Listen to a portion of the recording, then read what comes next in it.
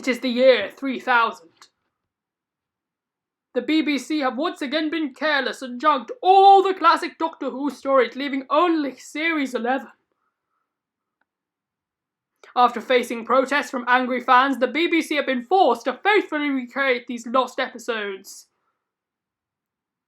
Here is a clip from the story Logopolis, the tense final scene for the Fourth Doctor as he begins to regenerate.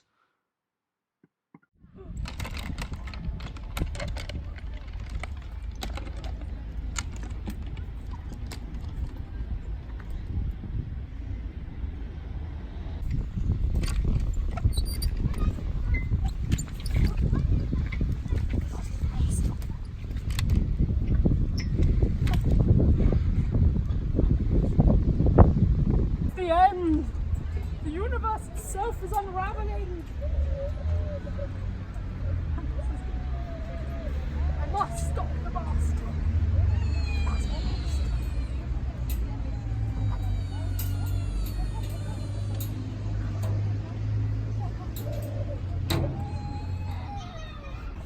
The master is coming!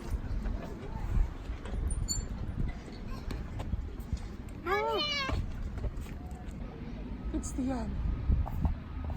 The moment has been prepared.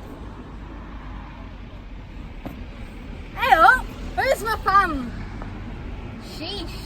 What's with all the elderly? There's no use. I'm regenerating, you old, you young and old youth these days that have no respect for the older generation while they regenerate.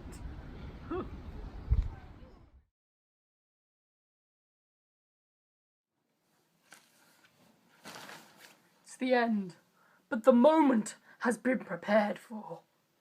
Yes, the end of my season 18 reviews, the last episode story slash thing in this particular season from Doctor Who, and it's been a pretty impressive one, I'm not going to lie.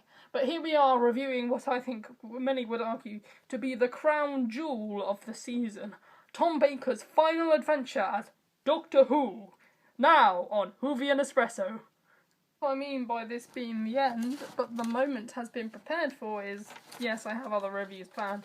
I have season 10 reviews coming in September. I have 2 mysterious mystery stories that I'm hopefully going to get out before while I'm on holiday over the next couple of weeks. I'm also going to try and push over the line with K9 and Company. I might batch, as I said before, I'm batch recording the last few reviews, and I completely forgot about K9 and Company until now because it's on the back of my review sheet for Logopolis, because Keeper of Traken is on another review sheet. But hopefully we can get K9 and Company done now as well. But yeah, moving on to the actual review, I did that sort of little tiny thing at the start. It was a sort of second skit, I guess. But another camera angle, you guys. Do you like this one more? Like, tell me in the comments which camera angle did you prefer, the one from the last video or this one? I'm kind of liking this one. I think the new TARDIS, the sort of TARDIS angle is quite good, and you can obviously see some Doctor Who merch behind me. I'm sorry, I must switch so many different camera angles. It must be really weird for you. You get to see my room like in a larger scale, I guess. You can sort of piece together sort of your own sort of, I guess, model of my room now, which is a bit creepy, but yeah. Let's get on to it. My review of Logopolis.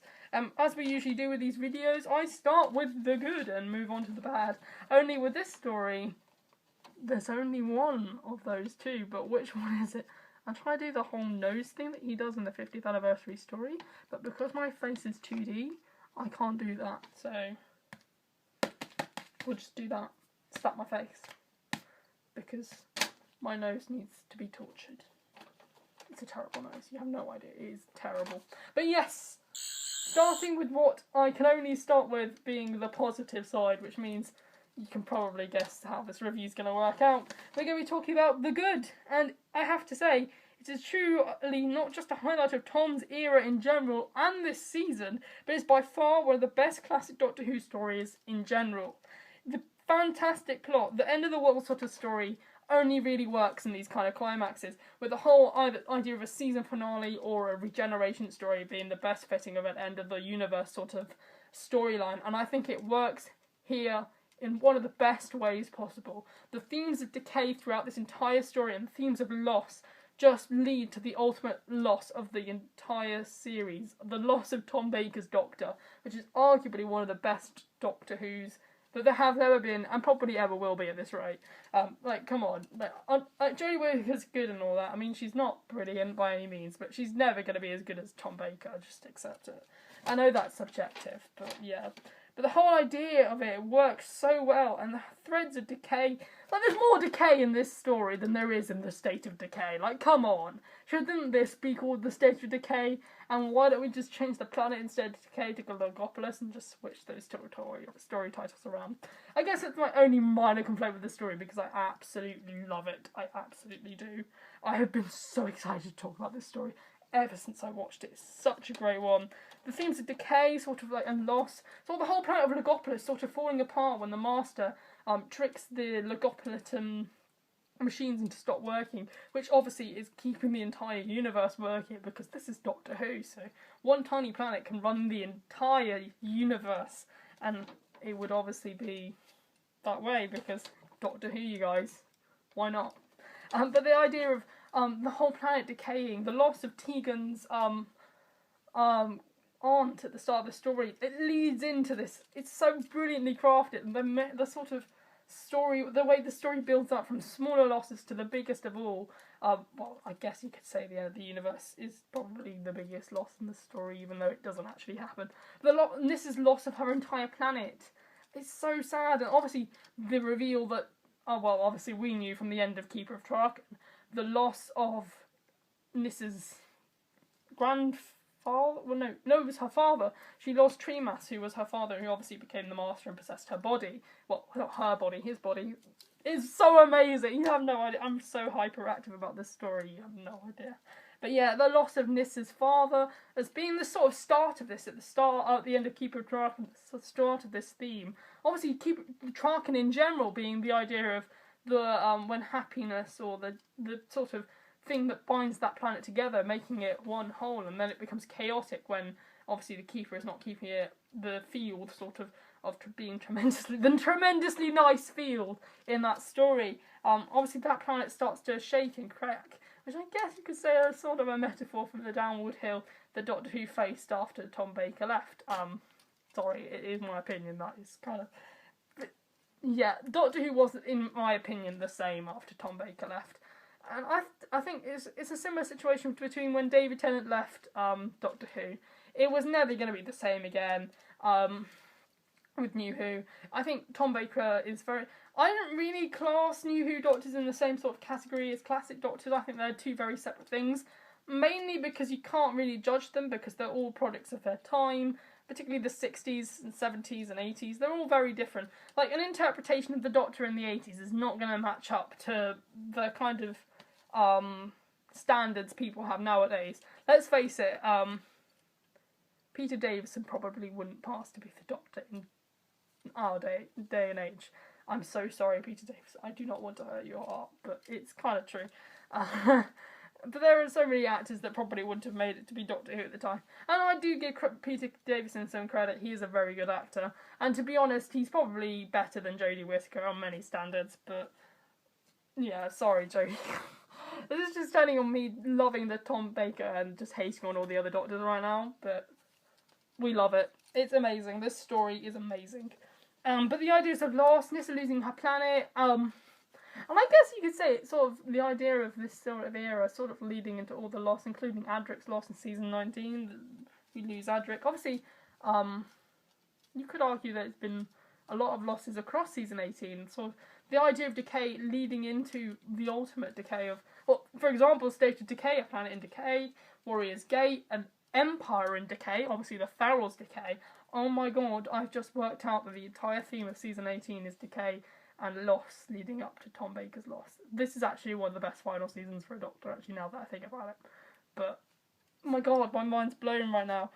Sorry, yeah, the great season 19 cast assembles! Season 19... we need to get Peter Davison and all the season 19 companions. We need to get Peter Davison to come out the TARDIS and say, companions, assemble! And then that will be amazing. But yeah, this is obviously, as I said last week, well, not last week, literally a minute ago or so for me, this very much feels like the transitioning point for the season 19 cast. I'm not gonna lie, I on many occasions have preferred the 1980s companions to the 1980s Doctors. It's my thing, I'm sorry. Mel is way better than Sylvester McCoy, I'm sorry. I do feel sorry for Sylvester McCoy, actually, because he is quite a good actor, actually. And I think he, much like Peter Capaldi, sort of suffers the fate of sort of having very bad stories. And to be fair, I wasn't a great fan of Ace. She is quite a good companion. And I think towards the end they were starting to pick up again, but I haven't seen all of that era, so I can't really judge it. But Tegan, my god. Tegan is by far, she is up there with all my favourite companions. You have Sarah Jane, and you have Tegan, and you have Mel. Why not Mel? But yeah. She is up there with Sarah Jane, Ian and Barbara. She's actually one of the best companions. The way she's always complaining about the Doctor not getting her to the right places on time, or the fact that she's been stuck in the TARDIS wandering around for probably, I don't know, hours and hours looking for somebody to help her. And obviously she's so desperate that she wants to get back to the airport that she will go back into a planet that is falling apart. The dedication of this woman is amazing. Tegan, just such a fantastic introduction. I was just like, of course, she's on her way to the airport. I knew that was going to happen. But of course, she's driving to the airport and she gets attacked. They get all these broken tyres and they have to call the TARDIS and go inside. It's just, obviously the introduction of the Cloister Bell happened in this story. It works. I think the whole season 19 cast, really, they do all work together so well. I think it's the chemistry of the season 19 cast and how well they do interact with Peter Davison that really, I think, makes season 19. I do like season 19 as well, but I love this story as well. I love the interaction with the other characters, particularly like the person on Logopolis, the Logopolans. I think they all work very well. Anthony Ainley, you guys. He's such a great master. I have seen him in other stories, but this story literally tips the scales for me for him being one of the best masters of all time. He really is. He's amazing. Perfectly unbalanced as all things should be. Yeah, perfectly unbalanced. I'm sorry, I've been waiting to do this in a video for a while. I would wait for a Peter Capaldi review, but chances of me doing that out of the 850 odd episodes next is probably quite a while off. But yeah. What was that? Oh yeah. I think Tom's performance in this episode, it really brings the whole of season 18 together. His performance had been sombre throughout this entire series, and he's very reflective in this story. A lot of people complain about how he wasn't looking Adric in the eyes in this story, but I think it really works in terms of the context of this story. He's reflecting on his past, his Romano with K9, with his old companions, throughout the entire story, particularly after meeting the Watch, which is a fantastic concept. The fact that the Doctor knows whatever's going to happen next, he's not going to make it through it. It's just amazing. This is like End of Time, but done right, I think. End of Time sort of felt too fast-paced. I think this one, because it's quite a reflective story, the slow pace and walking you through it works better than any other Doctor Who story that's had this sort of treatment before. The whole plot comes together so well at the end with a smashing conclusion with him falling off the sort of Pharos Institute,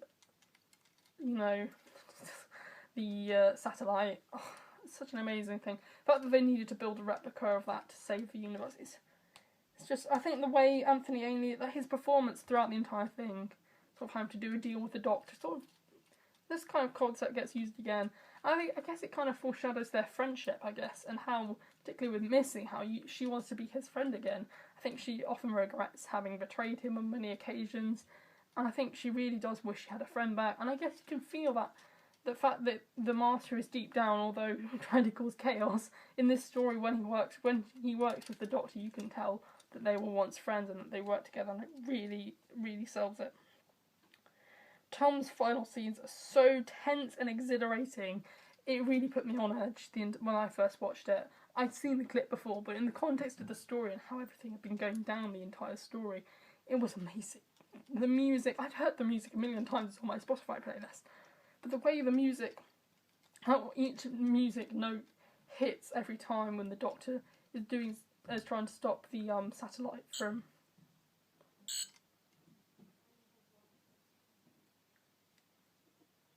a minute there. But yeah, as I was saying, the way this whole season comes together is very... Sorry, I'm trying to get that sort of light out. I know it's not natural lighting, but it's quite late at day because I've been recording for so long already. It was light out when I started doing this. And now it's dark out, so I've been doing this for a solid out a couple of hours because I've been so busy these last 3 days. I haven't had a chance to do these videos, so yeah.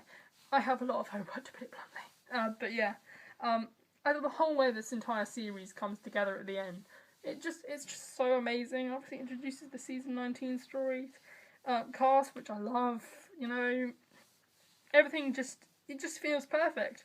And those final scenes of the Doctor and the Watcher and the whole concept of the Watcher and the Doctor and every action he does, he knows that it's going to lead to the end of his life. Well, not the Doctor, but the end of him. And obviously, he as a Doctor is probably quite one of the most hardest to let go, I think, particularly for him as well, because he probably liked being this Doctor. I think he probably had the most fun being this particular incarnation, I think. I think this feels... When I think of the Doctor, I think this is what I think he feels like is the most Doctor Who-y Doctor. And I really think it's probably one of the saddest losses the show will ever have, because obviously Tom Baker is a great actor. I'm just glad that we have these episodes. I've still got more Tom Baker stories to watch, and I got teary at those final moments. But yeah, the idea of the Watcher, I think, really packs an emotional punch. A lot of people say that the emotion isn't dealt with very well in this story. I think it is. They all get their moments. Like people saying, like Nyssa and Tegan's not demises. When they lose something, like Nyssa loses her entire planet and Tegan loses her aunt. When they have those losses, they just have their moment and then shrug off for a bit.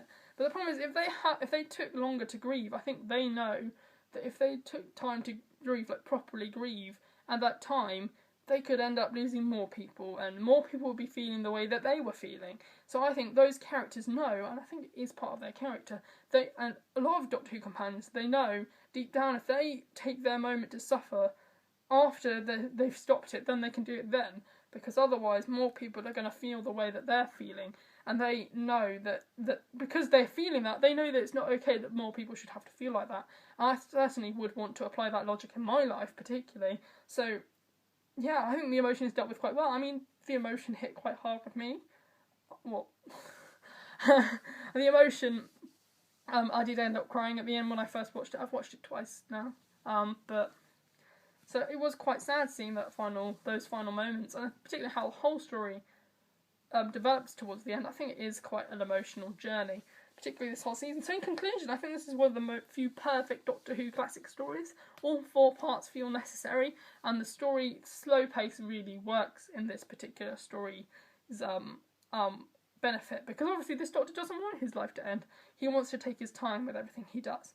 But yeah, so overall, this is one of the few perfect stories, so I'm going to give it 10 out of 10, which is amazing. It's a superb story. Which means our overall, our ratings thing comes up to 56.5 out of 70, which means when calculated into a percentage, that's 81%. So that's a very strong series, I think. I can't remember what season 11 came up to in the end, but yeah, that's very strong. I think that's definitely stronger than series 11. The fact that this has a couple of very highly rated stories, I have written a ranking actually here. So the Leisure Hive came in last place. I know there's a lot of people who, particularly I was looking through my Instagram story, and this person has said if you don't give Leisure Hive 10 out of 10, not to me, but someone else on their story, if they haven't give the Leisure Hive 10 out of 10, they would report them. So obviously they gave them 10 out of 10 because, you know, they said they loved it too, but I don't really feel this story, in my opinion. 6 out of 10 is what I gave it. I'm going to keep it at 6 out of 10. I agree with all these scores, actually, looking back at them.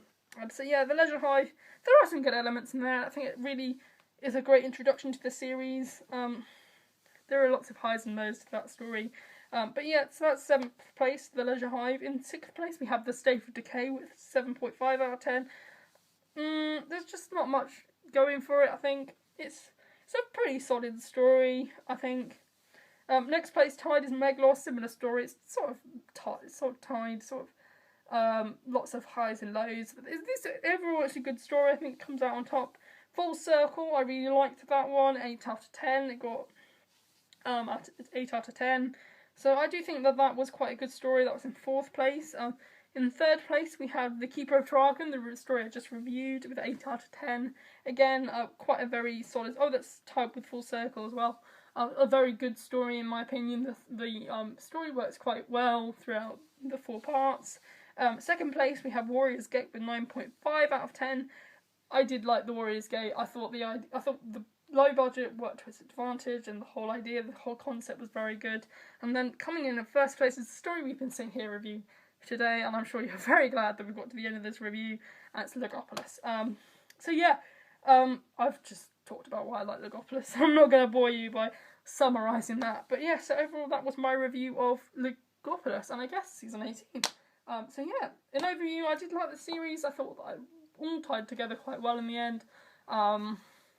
It was really a good, solid series, and I'm going to say I missed Tom Baker, but I know there's loads of Tom Baker left for me to watch, and I'm excited to watch it with you. Well, I say watch it with you, review it. More reviews to come, obviously. K9 and Company, hopefully. I don't know if I'm going to just take a break now, but maybe I'll get it filmed before the week is through. But there'll be plenty more reviews to come in the future. I'm planning on starting season 10 reviews in September, when hopefully I can get back onto a normal schedule. When I mean normal schedule, I mean filming at the weekend and publishing. I don't know, maybe filming on Thursday. Thursday was when I recorded before and then published it on Friday, so maybe we can get back into that in September. I've obviously got 2 weeks holiday, but I'm going to try and upload something at some point. We'll see how it goes. I'm still here to Tuesday, so I might be able to upload something just before I go away. It may well be K9 and Company. Fingers crossed, you know. So yeah, that was my season 18 review. I hope you liked it. If you did, like, comment and subscribe down below. Turn on notification bell if you want to be part of the notification fam. Saying that twice in one day. I have a friend who really hates that I said that. So yeah, thanks for watching.